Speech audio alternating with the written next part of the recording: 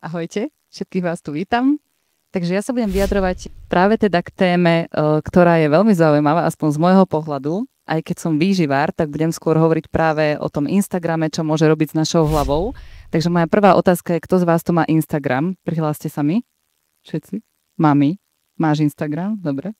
Úplne všetci. Takže práve preto chceme o tejto téme rozprávať, ale na začiatok, aby ste možno vedeli, že kto som a tak ďalej. Tak som teda hlavne výživár alebo výživový špecialista, mám vyštudovanú výživu ľudí na Slovenskej poľnohospodárskej univerzite v Nitre. Pracujem teda aj pre neziskovú organizáciu Chudzik, ktorá sa práve venuje poruchám príjmu potravy a celej tejto problematike. Zároveň s tým teda primárne pracujem s poruchami príjmu potravy, s jej prevenciou alebo s ľuďmi, ktorí majú zlý vzťah s jedlom. A predtým som primárne pracovala práve vo fitness priemysle, kde som teda bola okolo 12 rokov, takže budem tu zdieľať aj takú tú svoju skúsenosť, že aký mal na mňa dopad ten Instagram a vplyvy sociálnych sietí. A teda som aj tréner, ale tomu sa až tak veľmi nevenujem a dala som tam aj, že content creator, keďže tvorím aj na sociálne siete a kedysi som teda aj rôzne tie témy, ktoré tu aj dneska budem rozprávať, streamovala na YouTube. Takže aj tam môžete nájsť niektoré také zaujímavé spracovania, prečo sa prejedáme a tak ďalej. Čo sa týka teda dnešných tém, tam tak pôjdem tak ako keby postupne a keď sa v tom aj niekto nájde, tak budem rada, keď kľudne hádžete potom otázky alebo čokoľvek, čo by vás zaujímalo. Takže ako prvé začnem asi takou otázkou, ktorú budeme aj potom neskôr rozoberať, ale chcem, aby ste sa každý z vás zamysleli, že koľko energie alebo koľko možno percent z toho dňa vám denne zaberie riešenie tela, stravy, možno nejaké výčitky, s tým spojené aj správanie alebo porovnávanie. Hej, kľudne sa len nad tým troška zamyslite a potom sa k tomu vrátime neskôr. Riešim to najmä teda kvôli tomu, že ja sama som sa stala obeťou niečoho podobného a mala som síce najlepšiu formu v živote, akú som mala, ale to prežívanie bolo asi najhoršie, aké som mala. A to je práve problém aj sociálnych sietí, že veľmi, veľmi často skôr zliadame k ľuďom, ktorých hodnotíme podľa ich výzoru. Takže aha, tento má kocky na bruchu, asi vie, čo robí. A bohužiaľ aj u mňa sa stalo to, že nemôžeme to úplne považovať za zdravé, pokiaľ je následok nezdravie. A teda ako to bolo u mňa? Začala som cvičiť a nejak som nechudla, nejak som nemala tie kocky na bruchu, nejak som nemala ten zadok, ako som videla u ostatných, tak som začala hľadať odpovede práve na internete. Začala som hľadať ľudí, ktorí mali tie kocky na bruchu, ktorí vyzerali lepšie a pozerala som na to, čo oni vlastne robia, ako to robia a myslela som si, že keď to budem kopírovať alebo budem to nejak tak opakovať, tak budem vlastne vyzerať rovnako. Takže prečo majú tie sociálne siete na nás taký dopad? Lebo možno niekto z vás si pozrie alebo povie, však ja sledujem tých ľudí, ale mňa to inšpiruje, hej? Motivuje ma to, nerobí to so mnou nič. A potom kamoška vám povie, že dneska videla nejakú babu na Instagrame, ako si dala, ja neviem, nejaké cestovanie a povedala, že teraz sa musí ísť vybehať. A že má výčitky, že aj ona musí ísť teraz behať. Alebo že pôjde o 3 zastávky radšej ďalej tou električkou a vystúpi, aby mala viac krokov ten deň. A vy si poviete, že čo, ja budem spať ako bábätko dneska, vôbec to neriešim. Čiže každý z nás to prežíva podľa svojich skúseností, vedomostí a možno aj nejakého sebavedomia a toho, čo si zažil. Takže ja tu dávam vždy aj takú vetu, že tie sociálne siete, je tam naozaj taká tenká hranica medzi takou inšpiráciou a motiváciou. Čo to vlastne znamená, že keď vy niekoho tam sledujete a napríklad naozaj dnes viem, že tú energiu mám a asi by mi pomohlo ísť na vzduch, zabehať si alebo zacvičiť si, ale vyšla nejaká nová séria Stranger Things, tak radšej si pustím Netflix. Tak áno, vie vás to inšpirovať, že ja vstanem a idem si zabehať, lebo niekto tiež behal. Ale potom je to také, že som chorý, mám horúčku, ležím v posteli a normálne mám výčitky, že ja som dnes nebol cvičiť a som ochotný aj cez naozaj reálne nejaké zdravotné riziko ísť proste cvičiť a neviem sa s tým nejak vysporiadať. A teda prečo sa to vlastne deje? Lebo ono to nie je veľakrát spôsobené nejak slabou vôľou a podobne, ale naozaj my to ako ľudstvo máme v sebe. Takže vždycky ľuďom vysvetlím takú tú evolúciu, lebo my žijeme v strašne starom tele v novej dobe. Neviem, či sa niekto z vás nad tým niekedy zamyslel, ale v minulosti, keď ste prišli do nejakej, ja neviem, skupiny ľudí, dajme tomu do nejakej osady a nezapadli ste tam, tak vás vyhodili a vás tam akože zožral nejaký šablozubý tiger alebo niečo podobné. Takže prirodzene sa nám vyvinulo v tele takzvané, že musím zapadnúť, čo si o mne ľudia myslia. Ja chcem niekde patriť. Problémom je, že v dnešnej dobe vám stačia peniaze a 4 steny a môžete byť spokojní. Nemusíte nikde zapadnúť. Môžete byť sami, lebo už nie ste v ohrození života. Lenže to ten váš primátny mozog nevie On si stále myslí, že Ježišmaria, ak nezapadnem do tejto skupinky ľudí, tak proste túto zdechnem a musím si dávať na to pozor. Takže vy, keď sledujete tých ľudí na tom Instagrame a napríklad ste v tej fitness komunite, cvičíte radi, riešite jedlo a teraz tam vidíte, že oni nepozerajú ten Netflix a majú 10 000 krokov a majú 2000 kalórií alebo 1500 kalórií denne, tak si myslíte, že ste horší ľudia, že máte výčitky, nikdy nedosiahnem svoje ciele a tak ďalej. A nevieme si častokrát uvedomiť, že to je vyslovene evolučný charakter. Lebo určite každý z vás zažil také obdobie, že mu záležalo na tom, čo si možno niekto myslí. Niekto to má také, že mu naozaj reálne záleží na úplne každom. Takže ja kedysi, keď som si dala šaty a mi prišlo, že mám v tom hrozné stehná, tak som nešla ani z domu von. Hej? Potom mi už len vadilo, alebo rozmýšľala som, čo si frajer myslí. A teraz je to už také, že čo si ja myslím, že už mi to je akože jedno. Čiže ono sa to tak ako keby menilo. Každý z nás to má inak. Takže naozaj tam taká tá potreba, že chcem niekde zapadnúť, chcem byť uznaná a takéto porovnávanie sa s druhými je vyslovene inštinkt prežitia, ktorý my evolučne v sebe máme a je dôležité vedieť o tom a potom sa s ním naučiť aj pracovať. Hej? Čiže vy, keď máte aj v súkromí niečo, že sa vám nedarí, alebo možno by ste, ja neviem, chceli aj kariéru nejak zmeniť a vtedy viete byť ešte zraniteľnejší, ešte viac sa porovnávate a podobné veci. Potom teda máme dopamín, pretože v dnešnej dobe máme extrémne dopaminové centra odpálené a to je teda to, že v minulosti alebo tým, že ja som ešte mileniál, tak si to pamätám, že keď som chcela jedlo, tak musela som teda vstať, pripraviť ho, trvalo to chvíľu a potom som ho zjedla a teraz stačí 5 sekúnd kliku a hneď mi príde to jedlo. Takže ten dopamín aj u nás všetkých v podstate teraz je už tak prepálený, že my nie sme úplne naučení robiť niečo preto, aby sme ten dopamín získali, alebo nie je tak veľa ako predtým. Takže problémom je aj to, že my sme extrémne predopaminovaní a vyslovene nám všetko príde zrazu strašne neatraktívne, plitké. Takže keď otvoríte sociálne siete a tam vieme, čo je virálne, extrémne veci, explicitné veci, vyvoláva to v nás strašne veľké emócie a zrazu už takéto, že pripravím si jedlo, alebo že niekto tu hovorí o tých výčitkách, alebo niekto hovorí, že je normálne mať tuk na bruchu, alebo niekto hovorí, že teraz som mimo formy, až tak nás to nebaví, lebo toto zažívam aj ja. Ja chcem niečo také, že môžem mať takúto formu, hej, aj keď môžu to byť klamstvá, ale nám sa to páči.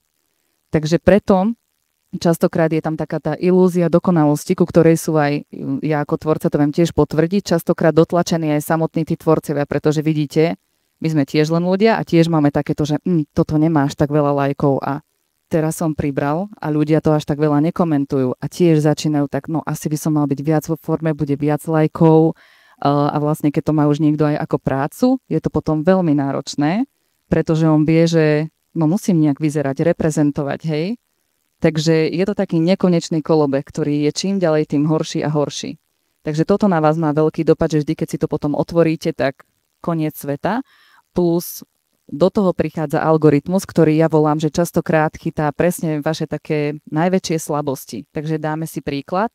Nepáči sa mi moje brucho, takže ja scrollujem a zbadám babu, ktorá dala reelsko, kde má naozaj akože extrémny pekáč buchiet a teraz si to pozriem si to celé a Instagram zaznamená, Ježiš, ona si pozrela niečo celé a zrazu tam mám furt six-pack a non-stop sa to opakuje. Alebo dám aj taký príklad, že ste po rozchode a hodí vám nejaké video, kde prvých pár sekúnd, ak sa v niečom nájdete, že nech zaplatí za to, čo ti urobil a vy kúkáte ďalej a zrazu tam máte non-stop celý deň a všetko len o rozchode a samé informácie ešte sú aj k tomu protichodné a ten Instagram jediné, čo vníma je, že aha, tomuto ona venuje pozornosť, budeme jej to ukazovať. A my často venujeme pozornosť tomu, čo úplne nemáme.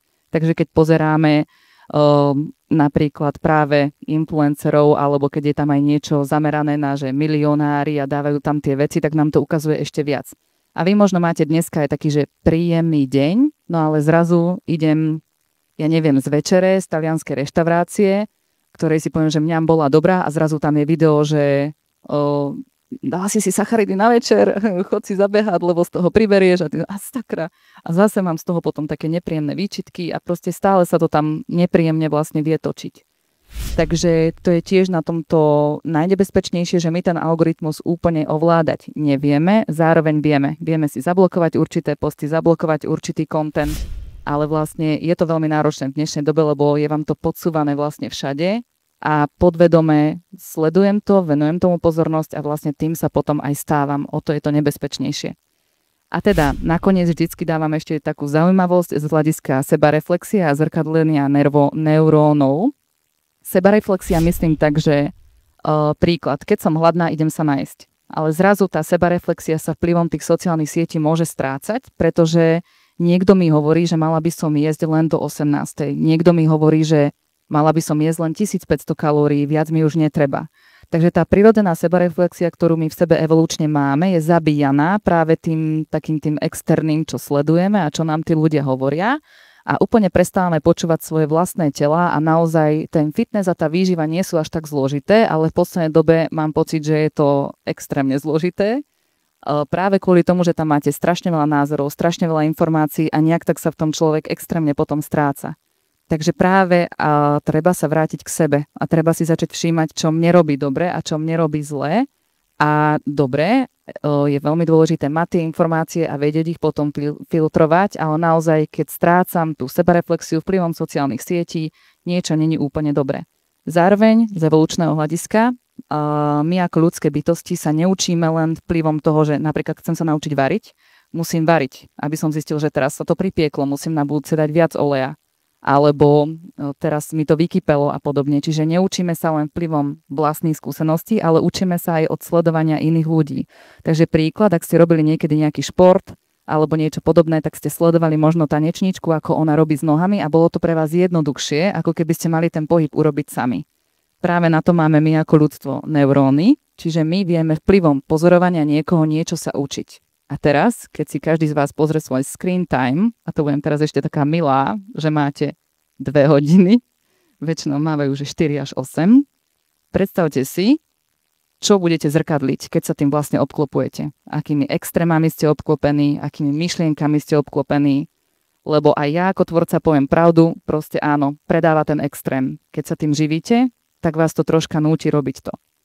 A teraz si tam predstavte, že máte tam práve človeka, ktorý povie, že dneska pil iba vodu a nič už nebude dneska robiť. Takže toto vám v tej hlave zostane a vy, že možno by nejaký taký detoxík pomohol. Zajtra mám rande, budem mať ploché brucho, však prečo nie. Čiže čím viac budete tieto veci sledovať, tým viac sa tým budete stávať a tým viac to budete podvedome sledovať. Bez toho, aby ste si to vôbec uvedomili, to zrazu začnete každý jeden deň robiť a hlavne začnete tak aj myslieť. To znamená aj s jedlom. Keď budem vlastne jesť to jedlo, ale niekde v pozadí som sledovala ľudí, ktorí hovorili, že sacharidy sú zlé a cukor je smrť. Mne to chutí, robí mi to radosť a možno aj dosahujem výsledky, ale tá myšlienka tam už zostáva a už to tam je, no toto je cukor. Úplne by som to nemala, chcem byť healthy a už tam idú tieto myšlienky a vlastne začínajú sa vám tam nepríjemne tvarovať. Čiže vrátime sa k teraz tej myšlienke, že koľko percent za deň venujete teda jedlu, svojmu telu, porovnávaniu sa. Kľudne si to dajte ako do takej baterky, že toto je 100% na vašom telefóne. Dajte si percento, že koľko tomu venujete. Iman ako rozmýšľa. No 99,9. A ja som to teda dala do takéhoto spektrum správania, ale si to vysvetlíme, prosím, nelakajte sa. Dobre? Zdravé je do 30% cca. To znamená, že takých 10 až 30% priebehu toho dňa, dobre, je to prirodzené, je to potrebné, pretože keď máte aj nejaké laktózové intolerancie a tak ďalej, tak sa to percento prirodzene zvyšuje, pretože musíte tomu venovať nejakú pozornosť. A keďže sme tu väčšinou z fitness community, hej, tak ja tu tak upozorním, že ako náhle je to nad 50-50, takže nad 50%, už to môže byť problém. Nad 80% je to už viac menej veľmi vážny problém, až by som povedala práve porucha príjmu potravy. Je tu ale tenká hranica v tej fitness komunite a tu by som práve ukázala na ten stred, kde máte tie problémové vzorce, lebo ak vy máte nejaké fotenie alebo práve možno v rámci svojej práce alebo idem na dovolenku a začnete dietovať, tak nejak tak prirodzene sa práve do toho spektra správania dostávate. Že je tam ignorancia, hladu, sytosti, reštrikcie, že je tam možno takéto, že troška viac cvičím, ako možno by bolo normálne. Aj mi to ľudia v okolí hovoria, že ty len furt cvičíš, už ani s nami nechodíš von a tak ďalej. Ale pokiaľ ten cieľ máte jasný a nerobí vám to až tak veľmi zle, je to úplne v poriadku, ale je dôležité. Mali by sme tu zostávať len nejakú časť svojho života. Takže dám príklad. dobre, chcem troška pušnúť teraz tú formu, budem nejaké 3-4 mesiace práve na tom deficite, budem mať prirodzene väčší food focus, lebo aj ten food focus, to znamená preklad pre mamku moju sústredenosť na jedlo, znamená, že vy keď ste hladní, tak zase staré telo, nová doba, vášmu telo nedopína, že ja chcem kocky na bruchu, alebo že mám fotenie, alebo idem na svadbu. Ono si myslí, že Ježišmária, toto som už zažil pred 20 000 rokmi, volalo sa to doba ľadová a ja tu určite teraz umriem. A začne vám normálne posielať najprv psychické aspekty, takže myšlienky na jedlo. Takže vy stále myslíte na jedlo a stále sledujete feedy o jedle, viete presne, kedy sú vo výpredaji Milka čokolády a tak ďalej. Čiže to je prirodzene inštinkt prežitia, ale keďže my chceme neprirodzene tvarovať to telo, tak sa na toto treba pripraviť. Potom príde obdobie, kde dosiahnete tú formu, máte fotenie, troška sa prejete, hej, väčšinou. Niektorí to držia a potom vám je zase dobre, lebo ten mozog už dostane impuls, že máte dosť jedla, všetko je OK. Lenže tu nastáva problém, že ja som si zase pokazil tú formu. A čím viac to robíte, tým hlbšie idete až do toho správania, ktoré už vie byť v podstate spojiteľné s poruchou príjmu potravy a reálne už vie zmeniť synapsie v mozgu a reálne už vie vlastne narušiť vaše spektrum premýšľania, to, ako sa vidíte v zrkadle. A najhoršie na tom je, že v podstate to, čo vidíte v strede, to znamená také tie pravidlá, jojo dietovanie, extrémy, čo bola robená štúdia v zahraničí, 80% žien má práve takúto formu správania a keďže takéto veľké percento to má, je to normalizované. Čiže preto aj tak ľudí upozorňujem, že nezlaknite sa, lebo v dnešnej dobe naozaj veľmi veľa z nás sa nachádza v tom strede. Je to aj kvôli informačnému chaosu, je to kvôli veľkému tlaku na výzor, výkon, je to aj kvôli tomu, že jednoducho aj keď vidíte tých ľudí na tých sociálnych sieťach a vyzerajú dobre, tak áno, mám pocit, že majú kvalitnejší a lepší život. Hej, a chcem to aj ja mať. Takže je to pre tú hlavu veľmi, veľmi náročné.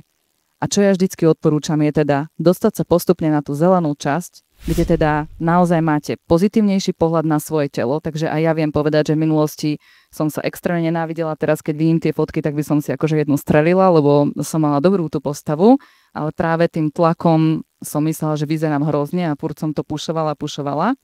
Takže vlastne presne by som sa začala viac vysporiadavať s tým, že toto je moja postava a jednoducho nebudem vyzerať úplne ako Aziatka, lebo nemám na to predispozície. A to je v poriadku. Hej, len to aj chvíľku trvá, lebo tá mama je problémy práve s tým, že mladí ľudia ešte nemajú úplne vyvinuté takú tú formu rozhodovania sa a takú sebareflexiu. Ľahko sú manipulovateľní, ľahko sú ovplyvniteľní, takže nemajú takéto kritické myslenie. Takže ja reálne všetko, čo som čítala, som si myslela, že sú pravda. Keď to teraz ako 30-ročná prečítam, tak už viem, že no toto je blbosť. Vtedy som to nevedela. Takže naozaj ono sa to dá veľakrát urobiť vekom, edukáciou, tým, kým sa obklopujete. Takže naozaj ísť takého, že mám zdravšie stravovacie návyky. Samozrejme, niekto možno chce ísť viac nutričnejšie, niekto menej nutričné, všímať si, ako sa v tom cítim a vlastne rešpektovať svoje pocity hladu a plnosti. Ja som veľakrát zjedla viac ako môj brat, hej, alebo ako moji bratranci. A prirovnávali ma k nášmu psovi a ja som bola potom z toho, že ja som asi teda pažravá, ale keďže športujem a jem pravidelne, ten metabolizmus je niekde inde. A oni vlastne jedli rovnako, len oni to nejedli pravidelne a oni to ujedli v jednej večeri všetko. Ja som to ujedla v priebehu dňa. No ale to už som ja nevedela vyhodnotiť v tom veku. Takže hneď som začala jesť menej, no a takto som sa prešupla pekne do toho stredu. Takže ak sa každý z vás nájde v nejakom tom percente, dá sa z toho dostať, len treba začať zisťovať, kde je problém. Tiež dám vám taký príklad z praxe. Idem dneska lietadlom na dovolenku. Kamoška, kokos už týždeň predtým sa balila, už tu má neurón nachystaný, stresuje, hovorí, že Ježišmaria, ja toto nezvládnem, už sa bojí, ešte si predtým šľahne nejaký alkohol na ukludnenie a podobne. A teraz som tu ja, ktorá 3 hodiny pred odletom sa nejak pobalí, príde tam 40 minút predtým a akože úplne v pohode to stíham, hej? A pritom je to stresujúcejšia situácia. Takže záleží na vašom prežívaní, na tom, kde sa nachádzate, aký ste človek. Je tam toho veľa, ale teda presne o toto ide. To, či to je zlé, sa vyhodnocuje podľa vašej hlavy. Dobre, čiže to, čo vy prežívate v tej hlave. Môže byť človek, ktorý vyzerá úplne úžasne a je úplne alebo má nízke percento tuku a je úplne v pohode. A potom je človek, ktorý môže vyzerať, že v pohode a vôbec není v pohode. Je to porovnateľné naozaj práve s niekým, kto by mal byť hospitalizovaný. A to je problém pri poruchách príjmu potravy, že ja som vyzerala najlepšie, ako som kedy vyzerala, mala som zdravú hmotnosť, všetko bolo v poriadku, ale v tej hlave boli výčitky, porovnávanie, non-stop myšlienky na jedlo, zakazovanie, nevedela som sa na nič sústrediť, ani na kariéru, ani na vzťahy a bola to jedna veľká katastrofa. A teraz je v podstate tá postava rovnaká, ale sú tam úplne iné myšlienky. Čiže vy viete tie myšlienky tvarovať edukáciou a vlastne pochopením samej tej tematiky. Čiže ako by sme tomu celému vedeli predísť, alebo čo by sme tam v podstate vedeli robiť. Nie len pre seba, ale možno aj pre ľudí v okolí, keď som aj tréner, alebo keď som, ja neviem, matka, súrodenec, alebo influencer a chcem nejak pomôcť, aby sa to nedialo. Čo by som teda mohla robiť? Takže v prvom rade je dôležité vytvoriť také bezpečné prostredie primárne pre mňa. Takže snažím sa pozrieť na to svoje telo a reálne pochopiť, že každý z nás vyzerá inak. Neboli sme vytvorení na to, aby sme vyzerali, ale na to, aby sme fungovali a žili, čo je tiež problém v dnešnej dobe, že my ako ľudia si to neuvedomujeme, ale keď zbadáme psa, hej, a jeden je, povedzme si, že je taký tučný a ja mám francúzskeho buldočka, čo fakt vyzerajú všetky inak. Takže môj vyzerá jak vrcholový športovec, ty kokos, a teraz kamoškin je taký zavalitý, že ledva vie chodiť. A keď ho ste, ježiš, ty si taký tučnúčky a tešíme sa z toho a hladkáš ho a nezačneš na ty tučná hovado, daj si 30 klikov. Akože, dobre, môže si to niekto mysleť, ale jednoducho my vôbec neodsudzujeme toho psa. Lebo je to pre nás prirodzené, že majú rôzne farby, rôzne tvary tela. A naozaj zdravá hmotnosť je častokrát rozpätie 20 kg. Hej? Takže na moju výšku 163 cm je zdravá hmotnosť od 52 do 68 kg. Ale väčšina z vás si zapamätá 52 alebo veľkosť S. A to je ten problém, čo bolo aj u mňa. Čiže naozaj pozrieť sa na to svoje telo, uvedomiť si, že sa môže v priebehu života meniť, pokiaľ ja som zdravá, na výsledky krvi v poriadku, menštruáciu v poriadku, sexuálne libido, cvičenie, viem uregenerovať, viem sa učiť, tak je to v poriadku. Lenže práve aj toto je také percento tuku. Do 30% je percento tuku úplne v poriadku, ale každý má v hlave do 20 musí mať. Nemôže ísť vyššie a tak ďalej. Čiže aj to je veľmi nebezpečné, že my úplne sme vplyvom tej dietnej kultúry, čo je teda kultúra, ktorá sa zaoberá len výzorom a výkonom, zabudli, čo je vlastne normálne. A to je ten problém. Takže potom samozrejme vytvoriť si ten bezpečnejší priestor, takže naozaj pozrieť sa, ako na vás vplývajú tí ľudia, ktorých sledujete, aké máte z toho pocity. Mali by to byť ľudia, ktorí naozaj vás budú inšpirovať a cítite sa pri nich dobre. Robia z vás takú lepšiu verziu samej seba, ale pozor, lepšia verzia samej seba nie je len, že mám kocky, ale aj vnútorne, že či mám chuť sa rozvíjať, či mám chuť pracovať na sebe a zase nie len vo fitness, ale vo všetkých sférach, aj vzťahy alebo podobné veci. Takže naozaj aj online, aj offline sledovať si, s kým som, aký som a čo sa vlastne zo mňa stáva. Potom je dôležité podporiť práve také zdravé vzorce správania sa, pretože tiež kedysi, ja si to sama pamätám, že nebolo normálne, že v podstate si stále krabičkoval a chodil tak veľa cvičiť a tak ďalej. Dnes už to je viac menej obdivované a je to, že wow, aké sú, mne sa za to smiali v 2014, hej. A teraz je to viac menej také, že wow, mať tak tvoju pevnú volu, lebo už je viac to fitness a viac tá zdravá strava v popredí. A práve aj toto sa troška stáva teraz takým nebezpečným, ako som vám ukazovala tam na tom obrázku, že až 80% ľudí to bere za normál. Bojím sa, kde sa dostaneme do najbližších pár rokov. Ale teda práve zdravé vzorce sú pre každého iné.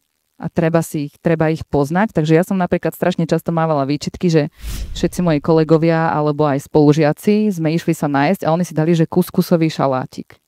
A ja som strašne chcela pizzu. Alebo práve niečo najviac kalorické, lebo ja vždy som si do tých krabičiek chystala nejaké nutričnejšie, nízkokalorickejšie veci. A normálne som mala výčitky, že ja teda študujem výživu, cvičím a ja si chcem dať akože takúto prasárnu a niečo podobné. No tak som si to nedala. Potom som prišla domov a tam som si dala, že smrzlina, čipsy. Som strašne hľadala tú chuť tej pizze, ktorú som si tam nedala. A vlastne som sa tak snažila ako keby byť asi obdivovaná alebo robiť to dobre, ako ostatní hovorili a že mne samej to ubližovalo a ja som priberala. A ja som si hovorila, a prečo? Veď ja celý život dietujem a nerozumiem tomu, kde robím chybu. A zase 5 dní som to vydržala a potom zase 6. 7. som inhalovala všetko, čo som videla a proste takto kolobeh. A ja som si nejak nevidela som to, alebo nevedela som si priznať, bála som sa stratiť tú identitu toho fitnessáka, športovca, že mne proste tento systém, počítanie kalórií a všetko len nutričné nevyhovuje. A že možno by bolo dobré, keby som ja každý deň tam niečo mala, niečo sladké, niečo malé, áno v norme, ale zase, keď som teraz zmenila, ja neviem, z týždňa na týždeň, že dobre, ja si dám ten čínsky dort, cheesecake ako snack a zrazu, a to ty môžeš? Veď ty neješ cukor. A zase v tej mojej hlave je to strašne náročné začať s tým pracovať. Preto vždy odporúčam, že nemusíte byť na to sami a môžete nájsť pomoc. A to je práve aj ten bod seba poznania. Zistiť, čo vyhovuje mne. Niečo si myslím, ale naozaj čo chcem a čo potrebujem. Takže, alebo čo si myslím, že potrebujem. Čiže pre mňa je to také, ja viem, že potrebujem zeleninu, ovocie, vyváženosť tej stravy, bielkoviny, tuky, že naozaj by to dávalo zmysel. Lebo keď ja si dám čokoládu na raňajky a budem hladná a budem viedať celý deň, no to nedáva úplne zmysel. Takže už som pochopila z hľadiska tej vedy, tej výživy, čo všetko je pre mňa potrebné, ale ja si aj chcem dať tú zmrzlinu v Bratislave, hej, alebo ja si chcem dať v tých Čechách trdelník alebo niečo vyskúšať. A je to v poriadku. Len potrebujem poznať množstvo a potrebujem to vedieť vyvážiť. Sebalásku, tú zodpovednosť som vyslovene dala, takže veľakrát ľudia dedia váš vzťah s jedlom alebo opakujú, čo robíte aj vy. Takže treba začať vždycky od seba. A tiež treba dávať teda pozor, čo zdieľate, čo sledujete a ako o tých telách rozprávate. Treba samozrejme sledovať aj svoje duševné zdravie, aký má na vás čo vplyv. Pre niekoho je super ísť 6-krát cvičiť, pre niekoho je to deštruktívne a už to nezvláda spojiť s prácou. No a prepojte si teda ešte takéto, že spoločenské súvislosti, to znamená, či viem ísť aj von na rande, a je mi jedno, kde pôjdeme jesť, alebo už toto prepočítavam a pozerám menu všade, kde pôjdem, aby som vedela, či sa mi to dneska fitne. Zase upozorňujem, keď ste v príprave na súťaž, je to niečo úplne iné, ale to nemá nič so zdravím, to je estetika. Hej? Takže tiež sledujte, v akých komunitách sa nachádzate, lebo keď ste v komunite, kde naozaj riešia len to telo, ale vám to nerobí dobre, treba ju troška pomeniť. Takže to by bolo asi ohľadom tej témy všetko. Teším sa na otázky.